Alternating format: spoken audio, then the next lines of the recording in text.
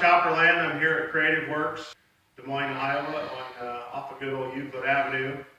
And I'm going to talk to Bob Folkestad, the owner, proprietor, and head pimp here at Creative Werks. And he's going to run down this bike that him and I and some of his crew built and get his vision, his ideas, his design for the whole thing, and see what he says. All right, ladies and gentlemen in Chopper Land, I'm here with Bob Folkestad at Creative Werks, and he's going to give us a quick rundown on the bike that he built for the SEMA show that matches his son's hot rod truck. And I want Bob to talk about kind of his vision, what he had envisioned when he walked into Bittery and Choppers that day, and before we even started firing up the CAD. And Bob's the man, and he's going to talk us through this thing. Hi, thanks for the introduction, Al. I'm Bob from Creative Werks. We're kind of talking about this chopper. We've named it 667. And why is that? Well, my old boss was a really mean fucker, and they called him the devil. And he passed away, and they said, I'm even meaner, so I'm one meaner than him. So 666 is the devil, the bike 667. There you go, brother. The bike's kind of got a colorful history. This is what happens when you drink too much alcohol at a bike swap meet and end up with a 79 Sportster, which is probably not the most desirable bike in the world. We bought the bike originally, or I bought it, drunk, and it was a basket case piece of shit. So what the intent was to have my guys in the shop. We have a little machine shop. We build some firearms parts, and we do some stuff in automotive. Was to let the guys in the shop play and learn how to weld a little bit more and do some stuff. So they kind of half-assed a frame together that I was never completely in love with. And I built the motor, and then I was kind of in charge of the machine's parts on it. So I was envisioning kind of a low, lean drag bike, kind of 70s, 80s looking, something you'd see at Bonneville, maybe we're in Iowa, so there's a lot of sprint car influence and racing influence where we're at. I'm kind of into hardcore racing, on the professional level.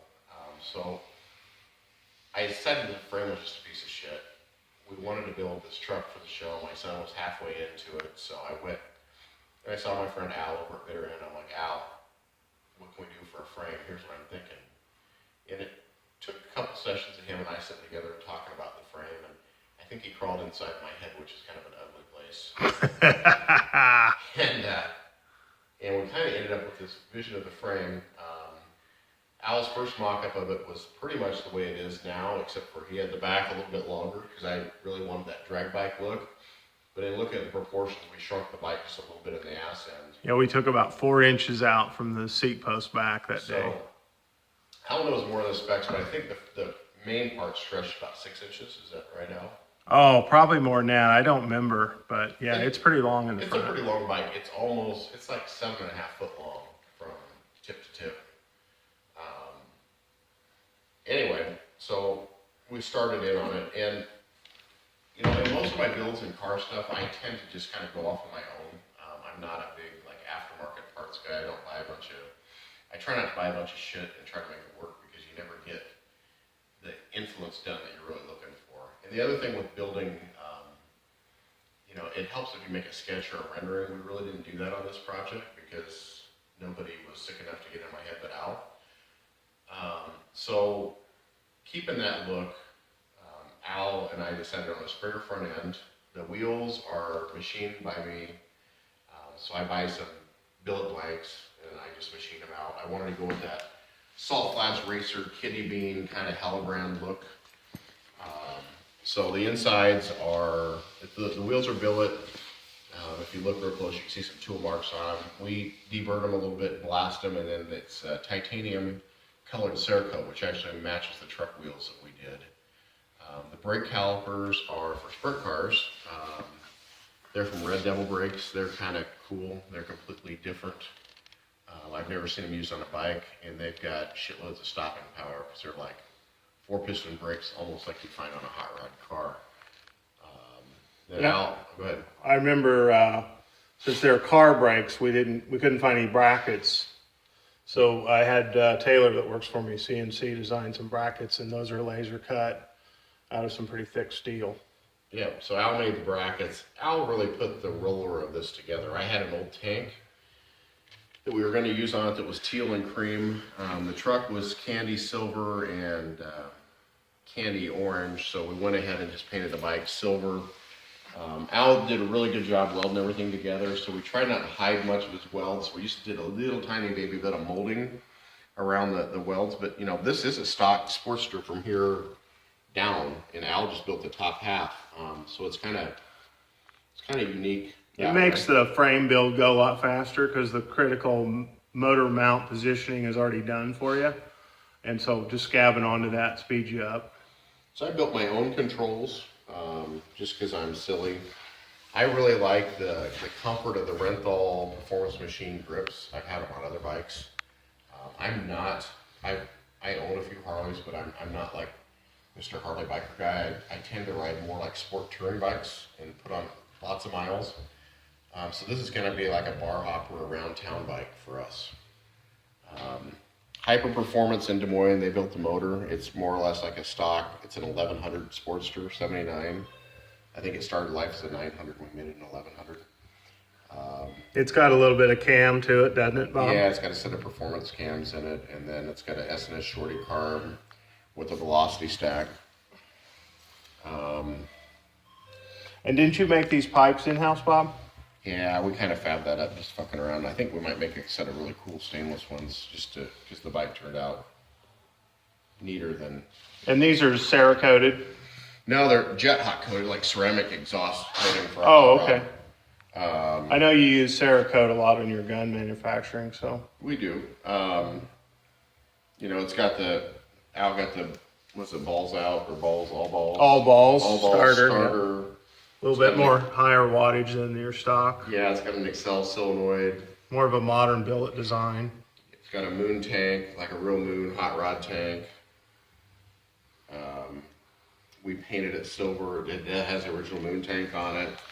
It's got a built-well seat and springs. I think they're built-well springs, aren't they? Those are just those cheesy mini bike or mountain bike shock.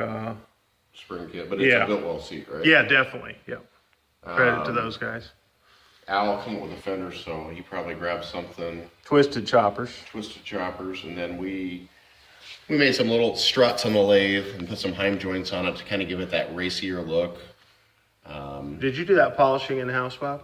Yeah, just on our little buffer. Mm-hmm. You know, made like a little oil filter bracket deal. We plumbed it, because I work on race cars a lot, I went ahead and plumbed everything in AN lines. So like the gas tank crossover is really sanitary looking and not kind of phony baloney like some of the aftermarket Harley parts I've worked with before. Well, you did a lot of AN plumbing in the Navy too, didn't you?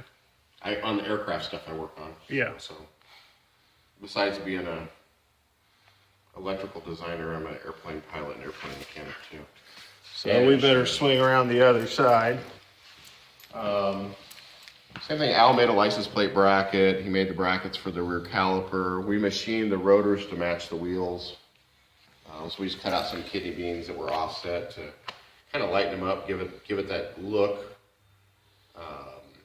Just kind of carbon fiber wrap the battery. You know, just some real carbon we get in sheets that we use on race cars, and we just stuck it around the battery to kind of clean it up. It's got a chrome generator with built-in voltage regulator.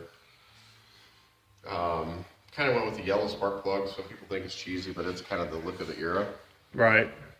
I always think that's got a hot rod feel to it. Yeah, just do something a little bit different. It's got a Pingle deadman switch for drag racing, so that it's actually hooked up. That's one of my favorite parts. That's the kill switch, and it just happens to fit kind of off the dog bones for the handlebar mounts for the swinger, so it bolts on here. It was polished, but we went ahead and Cerakoted it to match everything. And this scheme also matches the truck that you entered in the SEMA Battle of the Builders show, right? So one cool thing about this truck, or the bike and the truck, is the bike was kind of an afterthought for the truck. We kind of ram jammed and got it done pretty quick. We were fiddling around. Al and I kind of had some ideas, but I mean, we put this whole thing into motion and really did the final assembly and paint on it in probably under 2 weeks, just at night thinking around. And I'd say that between Al and I, we probably got 60 or 90 days in the whole bike build. I did a headwinds headlight, and it's kind of got this billet grill in there that's kind of cool too. And it's a functioning bike. It's not a bullshit showpiece. I mean, it's got, you know, the brake switch is actually wired. It's got a hydraulic banjo fitting. The same thing with the rear brake. So it's got lights, drives, runs, all that stuff. Turned out amazing. It's far beyond what I had ever envisioned. So my hat's off to Bob and his crew for just taking it above and beyond. It's been a thrill to be part of it. The Martin brothers at the SEMA show loved it, so they came and actually did some video. The bike's been on the Velocity channel already. And once again, and this was a relatively low budget bike build. This is not like get the gold card out and see how much you can spend. This is about working and designing a functioning thing that has a look and feel that really rock and rolls. Too bad it's not got like a Ducati motor in it so it can haul ass. Yeah, that'll be our next build, right, Bob? I really think like the Motus motor, that's a badass bitch. Is that 4-cylinder you've been talking about? 180 horsepower, Yeah. V4 cylinder bike. I mean, it's the coolest fucking thing. So that might be what you see out of us next, folks. Yeah, I want to. So Maybe next year we can build one of those. I mean, I'm really wanting to. I think that would be a badass bike to build. And I've got that on video, Bob, so I can easily hold you to it. Yeah, it's just the motor's like 20 grand. So, hey, I want to thank Bob and the crew at Creative Werks. He's got a heck of a